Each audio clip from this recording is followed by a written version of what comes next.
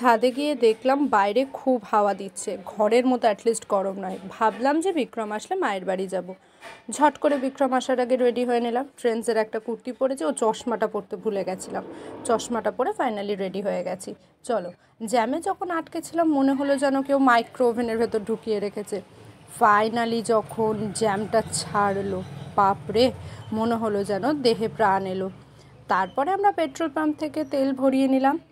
এই আমাদের বাপের বাড়ির রাস্তা। ওই যে সামনে যে যাচ্ছে আমাদের বাড়িতেই থাকে, পথ চেনাচ্ছে। আসলে আমরা তো চিনি না না। গিয়ে দেখি ভাই ড্রয়িং করছিল।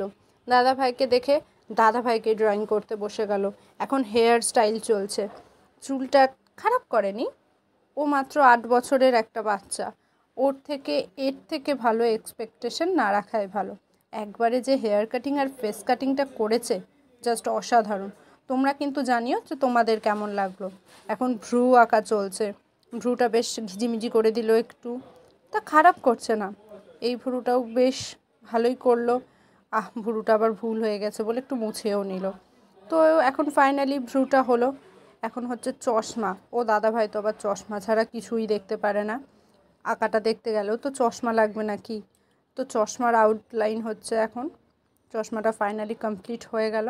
অনেকটা দেখতে সানগ্লাসের মতো হয়েছে। চশমা না সানগ্লাস, লোকে দেখলে কনফিউজড হয়ে যাবে। তো যাই হোক, এখন চোখ আঁকা চলছে। চোখটা খারাপ করেনি, বেশ ভালোই করেছে চোখটা। এখন মনিটা এঁকে নিল, মোটামুটিভাবে ভালোই হলো, খারাপ লাগছে না এখনও পর্যন্ত। এবার নাকটা আঁকা চলছে।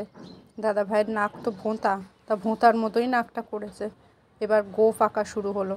গোঁফটা আঁকার সময় বলছিল দাদা ভাইকে নাকি পাপার মতো লাগছে। তা ভুল বলেনি, গোঁফদারি হয়ে গেলেই মানে তো পাপার মতো লাগবে, আমরা মেয়েরা যেটা জানি আর কি। যাই হোক, এবার ঠোঁটটা আঁকা শুরু হচ্ছে।